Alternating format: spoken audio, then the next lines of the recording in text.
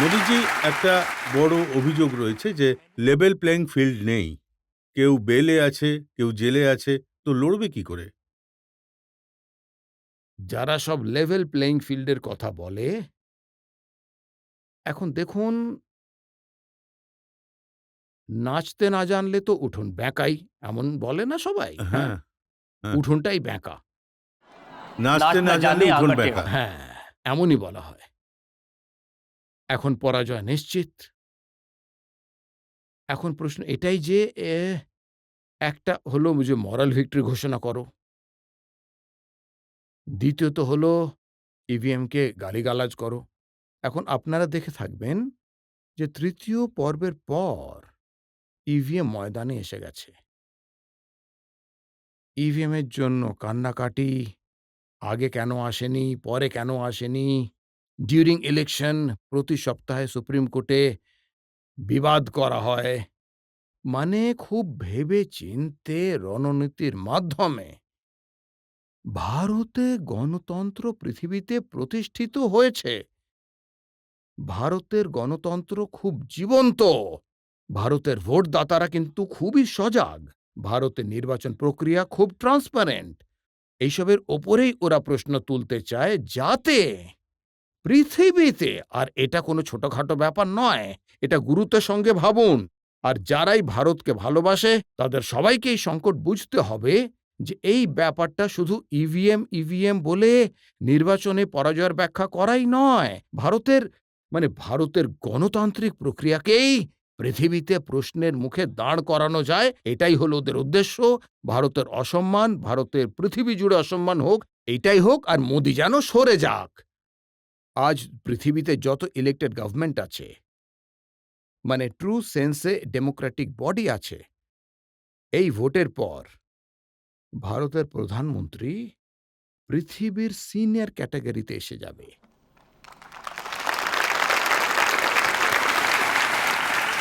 প্রতি গ্রুপে উনি সিনিয়র মোস্ট হবেন ডেমোক্রেটিক ওয়ার্ল্ডে। এরা এখন থেকে হিসেব করছে যে এদের যে অ্যাডভাইজার রয়েছে, আর এটা তো এমন হবে, এখন এমন হবে, তখন তেমন হবে, সেই ভয়ই এরা এমন করছে। আর এতে দেশের খুব রাগ। আর লেভেল প্লেইং, এই যে ইলেকশন কমিশনকে গালিগালাজ করা, আমাদের দেশের নির্বাচন ব্যবস্থায় বলা আছে যে যদি কোনো পার্লামেন্টের সিটে যদি কোনো ক্যান্ডিডেটের মৃত্যু হয়ে যায় তাহলে সেই নির্বাচন স্থগিত হয়ে যায়, ঠিক আছে? যদি কোনো পার্লামেন্টের ক্যান্ডিডেট তার স্বর্গবাস হয়ে যায়, সে নির্বাচন স্থগিত হয়ে যায়, দিনটা কিন্তু পিছিয়ে দেওয়া হয়। কেউ আমাকে বলুন যে রাজীব গান্ধী নামের এক ব্যক্তি, যিনি পার্লামেন্ট নির্বাচনের একজন ক্যান্ডিডেট ছিলেন, ওনার সন্ত্রাসবাদে মৃত্যু ঘটে, ওনার সিট ক্যান্সেল হওয়া উচিত ছিল, বন্ধ করা উচিত ছিল ভোট, কিন্তু সেই সময় নির্বাচন কমিশনার পুরো দেশের নির্বাচন বন্ধ করে দেয়। কোনো লজিক ছিল না। আর প্রায় ২১-২২ দিন পর ওনার অস্থিভস্ম নিয়ে সমস্ত দেশে যাত্রা করা হয়, তারপর ভোটের দিন ঠিক করা হয়। কেমন লেভেল প্লেইং ফিল্ড ছিল এটা? দেশের ইলেকশন কমিশন তারপরে স্বয়ং নিজে কংগ্রেসের ক্যান্ডিডেট হয়ে আদবানি বাবুর বিরুদ্ধে ভোটে দাঁড়ান। আপনারা ইলেকশন কমিশনের কথা বলছেন? আর সেই জন্য যে ন্যায় সঙ্গত ব্যাপার হচ্ছে, ওদের তো লেভেল প্লেইং ফিল্ড বলে মনে হবে না। এটা স্বাভাবিক, কারণ ওরা আজ পর্যন্ত স্পেশাল ক্যাটাগরি, স্পেশাল সুবিধা নিয়ে এসেছে। আমার পার্টির সভাপতি, পৃথিবীর সব থেকে বড় পলিটিক্যাল পার্টি, মাননীয় অপোজিশন পার্টি, ২৬ জানুয়ারি ১৫ই অগস্টে আমাদের পার্টির সেই সময়ের সভাপতির সপ্তম অষ্টম লাইনে গিয়ে সিট হতো। পার্টির অধ্যক্ষ এই দেশের ইকোসিস্টেমকে নোটিস করার কারো মুড ছিল না। রাজনাথ বাবু অধ্যক্ষ ছিলেন, আর আমি দেখছি ১৫ই অগস্ট ওদের একজন এমপি, যিনি পার্টির সভাপতিও ছিলেন না, ওনার চতুর্থ পঞ্চম রোতে সিট ছিল। সারা দেশে ঝড় তুলে দিল, অপমান করেছে। মানে এ কেমন ধরনের অভিযোগ সব? হ্যাঁ, কার হয়ে অভিযোগ করছেন আপনারা? আমার প্রশ্ন এদের নিয়ে, এটা কি গণতন্ত্র নাকি? এটা লেভেল প্লেইং ফিল্ড হলো? আর যখন সত্যি বলি, তখন আপনাদের খারাপ লাগে। আর যদি সত্য বলার কোনো শাস্তি থেকে থাকে তা সহ্য করার জন্য আমি প্রস্তুত আছি। দেখুন, ওদের একটা বিষয় খুব খারাপ লেগেছে যে নির্বাচনের আগে দুজন মুখ্যমন্ত্রীকে জেলে পাঠিয়ে দিয়েছেন। কেউ জেলে পাঠায় নাকি? আমাকে বলে দিন। আপনারা নোটের পাহাড় কি দেখেননি? নোটের পাহাড় দেখে আপনাদের কি মনে হয়েছে? এসব কি পরিশ্রমে কামাই করা টাকা ছিল কি? নোটের পাহাড় ধরা পড়েছে। এখন নোটের পাহাড় ধরা পড়বে আর সরকার কিছু করবে না, তখন আপনারা বলবেন আরে কিছু অ্যাডজাস্টমেন্ট হয়েছে নিশ্চয়ই। আপনারা এটাই বলবেন। আপনি দিল্লির বাচ্চাদের জীবন নষ্ট করে দিচ্ছেন প্রতিটি স্কুলের পাশে মদের দোকান বসিয়ে, মানে জাস্ট করাপশন করার জন্য। আর ন্যায় প্রক্রিয়ায় যদি কেউ সত্যিই জানতে চায় তাহলে সুপ্রিম কোর্ট ঝাড়খণ্ডের মুখ্যমন্ত্রীর জন্য কাল কি বলেছে, দিল্লির মন্ত্রীর জন্য দুদিন আগে হাইকোর্টে কি বলেছে, কে নেয় সিদ্ধান্ত? আমরা নয়। না আমরা কাউকে জেলে পাঠাতে পারি, না আমরা কাউকে জেলে রাখতে পারি। এই সিদ্ধান্ত আদালত নিয়ে থাকে। এবং আমার অভিমত, যদি রেলওয়ে টিকিট চেকারকে আপনি মাইনে দিয়ে থাকেন, তার কাজ হলো ট্রেনের টিকিট চেক করা আর বিনা টিকিটের যাত্রীকে জরিমানা করা, এটাই ওর কাজ। আপনি যে কাজ করছে তার প্রশংসা করবেন কি না? ধরে নিন কোথা থেকে হেরোইন আটক হয়েছে 1500 কোটির। হেরোইন আটককারীর আপনি প্রশংসা করবেন কি করবেন না? কোনো গ্রামে কোনো এলাকায় চুরি হয়ে গেছে আর কোনো পুলিশ পরিশ্রম করে চোরকে ধরে ফেলেছে, তো গ্রামবাসীরা মিলে তাকে সম্মান দেখায় না দেখায় না? ইডি 2200 কোটি ক্যাশ আটক করে নিয়ে এসেছে। দেশের পাবলিকলি ইডিকে সম্মান দেখানো উচিত। চেঁচামেচি করার মানে হলো 2200 কোটি টাকা আপনার গেছে। আপনাদের মধ্যে কারুর দুঃখ হয় কি 2200 কোটি টাকা ধরা পড়েছে বলে? আপনাদের মধ্যে কারুর দুঃখ হয়েছে কি? যার দুঃখ হয়েছে সে কাঁদছে, তারা চেঁচাচ্ছে, মানে 2200 কোটির মধ্যে ওদের ভাগ রয়েছে। এখন ওদের 10 বছরে 34 লাখ টাকা ধরা পড়েছিল, একটা বাচ্চা স্কুল ব্যাগে নিয়ে যেতে পারে সেইটুকুই। আমরা 2200 কোটি ধরেছি, তার মানে 70টা টেম্পো চাই, 70, ওটা ভরার জন্য ইডি কাজ করছে। আর আমার তো অ্যাজ আ প্রাইম মিনিস্টার 14তে আমি এই বিষয় নিয়ে ভোটে লড়ে এসেছি। দেশের জনতা এই কাজের জন্য আমাকে এখানে বসিয়েছে। মোদিজি, আগে এমন হতো না, আপনি এটা শুরু করেছেন। কোনো নেতাকে ধরা হতো না, ওরা দেখুন, রাজনীতিতে আসতেন এই জন্যই যে যাতে বেঁচে দেশের যেতে পারেন। জনতাও এটাই বলে। আপনি ছোট ছোট লোকেদের তো জেলে ঢুকিয়ে দেন, ঠিক আছে, আর বড় বড় খেলোয়াড়রা পালিয়ে যায়, কিন্তু এখন আর হবে না এটা।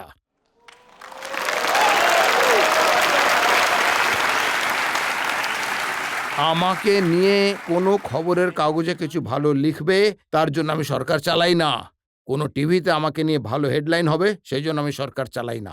আমি দেশের মানুষের জীবন ভালো হোক, দেশ থেকে ভ্রষ্টাচার চলে যাক, সেই জন্যই আমি সরকার চালাচ্ছি। মালা পরার জন্য আমি উন্মুখ নই। আপনার সরকারের কাজকর্ম নিয়ে একটা ছোট ভিডিও আছে আমার কাছে। অনেক বৃদ্ধ মহিলা যারা আপনার কাজ সম্পর্কে আলাদা আলাদা জবাব দিয়েছেন, সোশ্যাল মিডিয়ায় সেসব অ্যাভেলেবেল আছে, খুবই ভাইরাল হয়েছে। আমি আপনাকে দেখাতে চাই একবার। मोदी जी पसंद है। अरे लीजिए, वो कहे वाली बात है। सबसे बेस्ट काम कर रहा है, सबसे उन्नति हो रहा है देश का। मोदी अच्छा नहीं तो और कौन अच्छा है? इतना पार्टी आया, इतना गया, कोई देश का भलाई किया? वो जब तक रहेंगे तब तक देश चलाएंगे। पैर दिया, अच्छा लैट्रिन दी, पानी दिया, पिल्सन दी, वोटा देता है मेरे को। अच्छा, वोट तो दोगे? वोट देंगे जरूर, ब्लॉक में देंगे। अच्छा। कुछ ना मिला। अरे हम कहिए नहीं कि योगी मोदी के लिए काम ऊपर होगा, खाना हम देखा दूसरे के वोट कहीं के दे, हमें खाएगा देना, पैसा देना, सच्चो? कब का झूठा। घर हमारा बना दिया, अच्छा, शौचालय हमारे बना दिए, 500 रुपये पिल्सन आ हमारे। और क्या भाई, माँ तो मोदी है, मोदी रहेगा जब तक मेरी जिंदगी। और क्या, ऐसी आपकी सरकार तो आई नहीं, जैसी सरकार अब आई।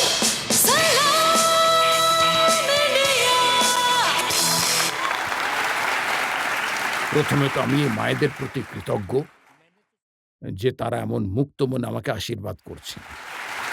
কিন্তু মিডিয়া জগতের লোকেরা একটু অ্যানালিসিস করুন, বড় বড় নেতারাও এত সূক্ষ্মভাবে এত স্পষ্টতার সাথে বলে না যতটা একজন লোক অভিজ্ঞতা থেকে বলে।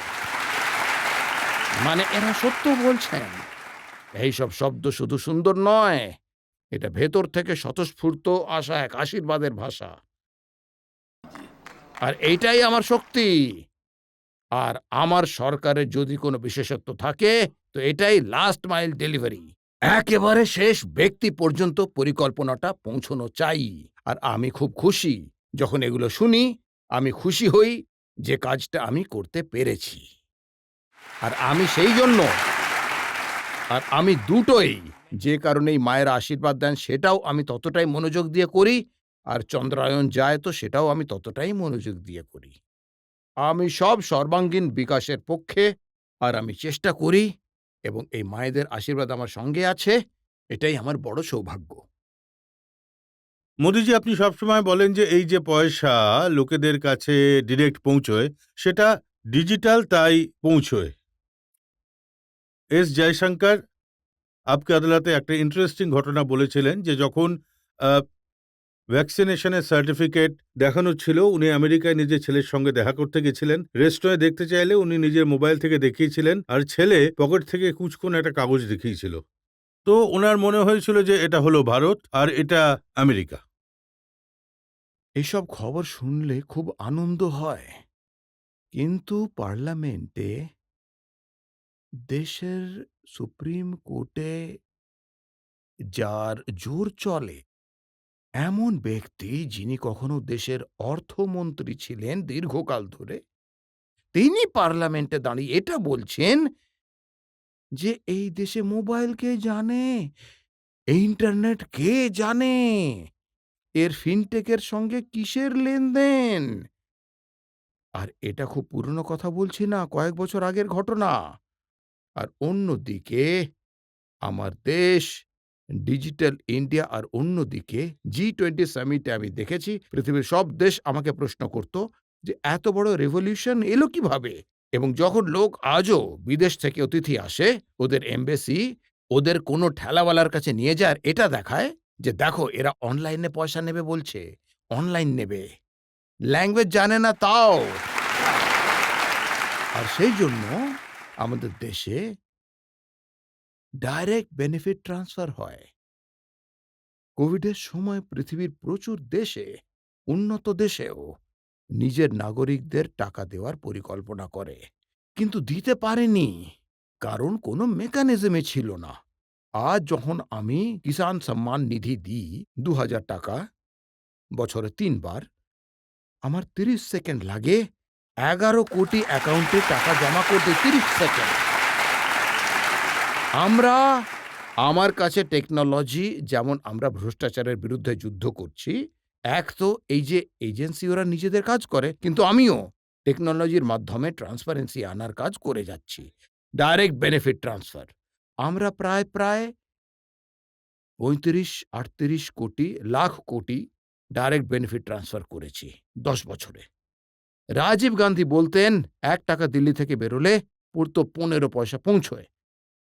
এখন ওটা কোন পাঞ্জা সেই 85 পয়সা মেরে দিত, কারণ ওই সময় তো পার্লামেন্ট থেকে পঞ্চায়েত পর্যন্ত ওদেরই সরকার ছিল। আর এখন পাঞ্জার হাতে ঝাড়ুও চলে এসেছে। তো আগে পাঞ্জা 85 পয়সা মারতো, এখন 95 পয়সা মারবে, কারণ সাফাইয়ের সুবিধা বেড়ে গেছে ওদের। এখন সেই জন্যে আপনি দেখুন, ওই হিসেবে আমি দেখব এই 38 লাখ করোড় রুপিস যদি সেই জমানার পদ্ধতিতে চলতো, তাহলে প্রায় মোটামুটি 28 লাখ কোটি টাকা কোনো পাঞ্জায় মেরে দিয়ে থাকতো। এখন এই টাকা সরাসরি যায়, ওদের অ্যাকাউন্টে যায়, তাই এমন কথা বলতে পারে। এই যে হৃদয়ের স্বর বেরোয় না, এবং ওদের মনে হয় যে দিল্লিতে ওনাদের সন্তান বসে আছে। তারই প্রভাব এটা। দেখুন, সরকার তো আগেও ছিল, বিউরোক্রেসি এটাই ছিল, সিস্টেমও এটাই ছিল। তাহলে আপনি এমন কি বদলে দিয়েছেন যাতে সরাসরি এই টাকা যায় আর বৃদ্ধারা এইভাবে কথা বলে? দেখুন, সব থেকে বড় কথা, আমাদের দেশে এখন পর্যন্ত যারা প্রধানমন্ত্রী হয়েছেন তারা বেশিরভাগ কেন্দ্রেরই রাজনীতির অংশ ছিলেন।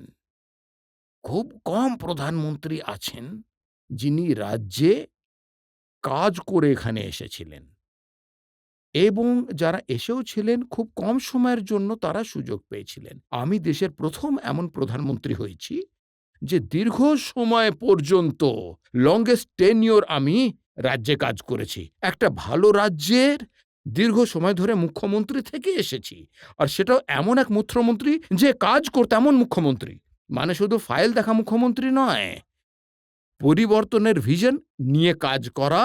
তো আমার কাছে সেই অভিজ্ঞতা ছিল। এক তো সেই অভিজ্ঞতা, আর ছোট একটা কাজ করেছি। প্রথমবার আমি মিডিয়ার সামনে কথাটা বলছি,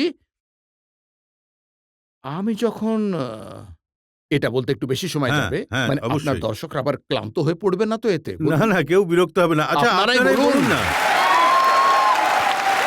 ব্যাস দুটো অভিজ্ঞতার কথা আমি বলতে চাই, যাতে আপনারা বুঝতে পারবেন যে কাজ কিভাবে হয়ে থাকে আর কিভাবে করা উচিত। হঠাৎ আমাকে মুখ্যমন্ত্রী হতে হয়েছিল 7ই অক্টোবর 2001-এ। আমি কখনো এমএলএ হইনি, আমি কখনো পুলিশ থানাও দেখিনি, আমি কোনো কিছু সরকার টরকার কিছুই বুঝি না। Fact of my life. হঠাৎ আমি মুখ্যমন্ত্রী হয়ে যাই। তো ভূমিকম্প হয় ওখানে। ভূমিকম্পের মানে কয়েক মাস পরে আমি কাজে আসি। তো কয়েকদিন পরেই আমি ভূমিকম্পের এরিয়া দেখতে চলে যাই, কারণ এই শতাব্দীতে ওটাকে পৃথিবীর এক বড় ভূমিকম্প বলে মানা হয়। তো আমি দেখি যে মানুষ 7-8 মাস কেটে গেছে, তখনও অভিযোগ করছে। ঠিক আছে, কোনো পরিবর্তন আমার নজরে পড়ছে না। তো এসব দেখে আমি ফিরে আসি। আমি আমার অফিসারদের ডাকি, আমি ওদের প্রশ্ন করি যে ভাই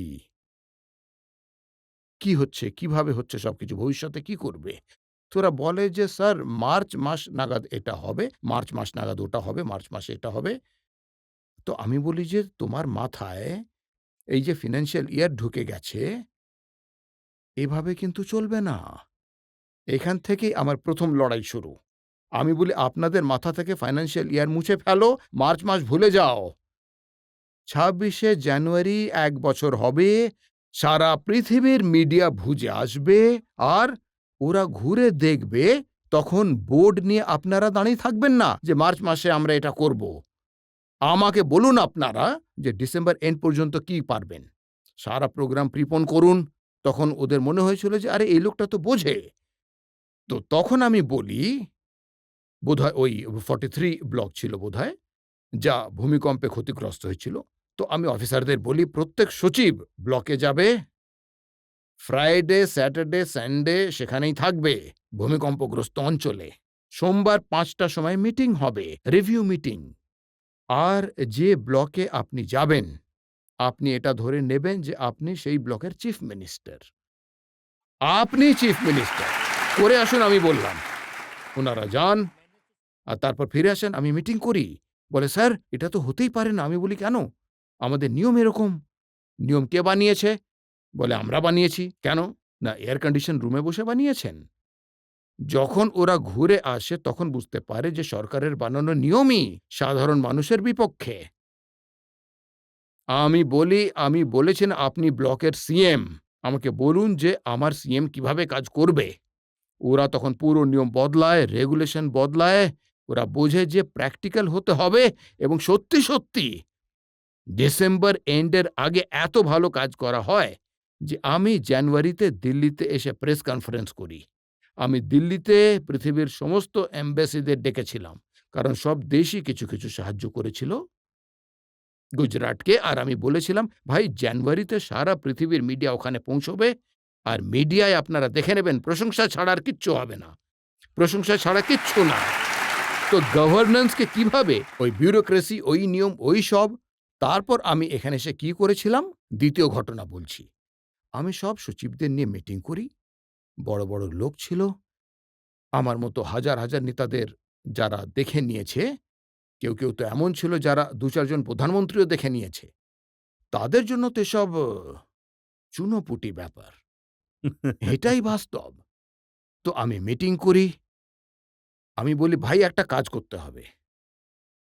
আপনারা যখন মসৌরি থেকে বেরিয়েছিলেন, প্রথম পোস্টিং যখন আপনাদের হয় আইএএস এর, পরে তো অনেক বেড়ে গেছে সবকিছু। মানে প্রথমেই যেখানে চাকরি ছিল, ছোট কোনো এরিয়া হবে যেখানে আপনাদের পাঠানো হয়েছিল, আমি বলি আপনারা সেখানে ফেরত যান, সেই গ্রামেতেই যান, সম্ভব হলে পুরো পরিবার নিয়ে যান। আর সেই সময় কোথায় থাকতেন, অফিস কেমন ছিল, সেই সময় গ্রাম কেমন ছিল, সেই সমস্ত কিছু আপনার পরিবারকে দেখান, খরচা সরকার দেবে। আর ফেরত এসে আমাকে বলুন যে আপনি ওখান থেকে এখানে পৌঁছে গেছেন, যে গ্রামকে আপনি ছেড়ে এসেছিলেন সেটা কি অবস্থায় আছে। আমাকে কোনো ক্লাস নিতে হয়নি, সবাই এসে বলে যে সাহেব আমাদের চোখ খুলে গেছে, আমরা ৩০ বছর আগে যেখানে গিয়েছিলাম সেই জায়গা তো একই অবস্থায় পড়ে আছে, আমাদের জীবন তো বদলে গেছে, আমাদের বাচ্চা পৃথিবীর কোনায় কোনায় পৌঁছে গেছে, কিন্তু ওরা সেখানেই আছে। আমি বলি, কে বানিয়েছে এই নীতি? তো আমি ওদের রিয়েলাইজ করাই, আমি ওদের মোটিভেট করাই। সেই জন্যই সরকার ওই, ফাইল ওই, অফিস ওই, আইন ওই, নিয়ম ওই, কিন্তু যদি একটু পদ্ধতি পাল্টে দাও তো পরিস্থিতি বদলে যেতে পারে, আর সেটাই আমি করছি। আমার প্রথম অভিজ্ঞতা দিল্লিতে ব্যুরোক্রেসির তখন হয় যখন আমি প্রধানমন্ত্রীর জনধন স্কিম নিয়ে আসি। আর আমি স্থির করেছিলাম যে ব্যাংকের ন্যাশনালাইজেশন হয়েছিল গরিবদের কাছে ব্যাংকের দরজা খোলার জন্য। ইন্দিরা গান্ধীর ভাষণ শুনে নিন আপনারা। আর সব ব্যাংক ওনারা রাতারাতি কবজা করে নিয়েছিলেন। আর আমি এখানে দেখি যে ৫০% দেশের লোক এমন যারা ব্যাংকের দরজা কখনো দেখেইনি। এরা সব কারা? এসসি, এসটি, ওবিসি, এরাই সব। আমি বলি প্রত্যেকের জন্য ব্যাংক অ্যাকাউন্ট খুলতে হবে। তো সব ব্যাংকার বলে যে স্যার কিছু তো ওরা পুঁজি রাখবে। আমি বলি ১ পয়সাও নয়, বিনা পুঁজিতে খুলবে। তখন বলে স্যার স্টেশনারির খরচা হবে। আমি বলি স্টেশনারি খরচা আমি সরকারি বাজেট থেকে দেবো, কিন্তু সবার অ্যাকাউন্ট চাই। কিন্তু স্যার যখন আমরা ঘোষণা করব, যারা আসবে না খুঁজতে হবে। যার অ্যাকাউন্ট নেই তার ঘরে যেতে হবে, খুঁজে নিয়ে এসো। আমাদের অরুণ জেটলিজি, উনি তখন ফাইন্যান্স মিনিস্টার ছিলেন। উনি তো এখানেই বড় হয়েছেন আপনাদের মাঝে, তো ওনার জগৎ একেবারেই আলাদা ছিল। তো উনি বলেন যে মোদিজি একদম নিচ পর্যন্ত। আমি বলি না, এমন নয়, আমি প্রতি সপ্তাহে মিটিং করব, কিন্তু আর আপনাকেও থাকতে হবে। তো প্রায় ৩০-৪০ জন অফিসারকে ডেকে প্রশ্ন করতাম, আজ কতজনের অ্যাকাউন্ট খোলা হয়েছে, কোন ব্যাংকে কতজন। ভাবে প্রাইম মিনিস্টার এসব করছে? হ্যাঁ, এই প্রাইম মিনিস্টার এমনই। আর প্রথমবার ভারত সরকারের অফিসাররা বুঝতে পারে যে আসল সক্রিয় সরকারের মানে এই হয়। তারপর আমি ব্যাংকের লোকেদের সঙ্গে কথা বলি। আমি একটা ব্রাঞ্চে ফোন করতাম যে বলো ভাই তোমাদের এখানে কাজ এত ঢিলে কেন? কেউ ভালো করলে তাকে ফোন করতাম যে আরে ভাই তুমি তো খুব পরিশ্রম করেছো, তোমার এলাকায় তো সবার ব্যাংক অ্যাকাউন্ট খুলে ফেলেছো, কি করে করলে?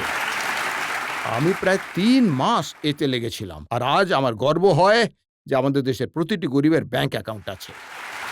আর সেই কারণে ডাইরেক্ট বেনিফিট ট্রান্সফার করতে পারছি। যদি ওটা না হতো, আচ্ছা যখন আমি প্রথম অ্যাকাউন্ট খোলাতাম তখন লোকে বলতো আরে মোদিজির মাথায় কেউ তো ঢুকিয়েছে, ওদের জানা নেই যে মোদিজির ডিজাইন খুব দীর্ঘ। ওই সময় শুধু অ্যাকাউন্ট খুলতাম, আর এখন জীবন পাল্টে গেছে এর মাধ্যমে। আর আজ লাখে লাখে টাকা ওদের ব্যাংকে জমা হচ্ছে। যারা কোনোভাবে চালে ডালে টাকা লুকিয়ে রাখতো, আর কখনো স্বামীদের অভ্যাস, মানে দিল্লির মতো আর কি, মানে সরকার থাকলে মদ খাওয়ার অভ্যাস ধরিয়ে দিয়েছে আর কি, তাহলে ওখান থেকে সেই পয়সাও চলে যেত। তো আমি কিন্তু অনেক জীবন বাঁচিয়ে দিয়েছি। ওনারা তো ভালোই করেছিলেন, একটার সঙ্গে একটা বটল ফ্রি। এর কারণ ছিল উনি প্রতিটি বোতলে কমিশন পেতেন। ওনার মানে দুর্নীতি বোতলে ছিল, আর সেই জন্য উনি ফ্রি দিতেন। ওনার কমিশন তো পাক্কা ছিল। উনি তো এটা বলেছেন যে বাকি জায়গায় তো নোটের বান্ডেল পাওয়া যায়, আমার এখানে তো চালানাও পাওয়া যায়নি। আসলে কি হয়েছে যে উনি অফিসার ছিলেন, উনি জানেন সরকার কিভাবে কাজ করে, ওরা তো ঠিক খুঁজে নেবে। যে যে যে অভিজ্ঞ চোর হয় না, তার অনেক সুবিধে থাকে। যে সরকারে থাকা অফিসার হবে, তার জানা থাকে যে ইডি এভাবে যাবে, সিবিআই এভাবে যাবে, বা এটুকু খুব ভালোভাবে রাখলে তাহলে প্রবলেম হবে না, এটুকু মানে ঠিক করে রাখে। যেমন আপনারা যে কোনো পলিটিক্যাল লিডার হলে ও কিন্তু স্বচ্ছন্দে বলে দিতে পারবে যে ও এভাবে করবে।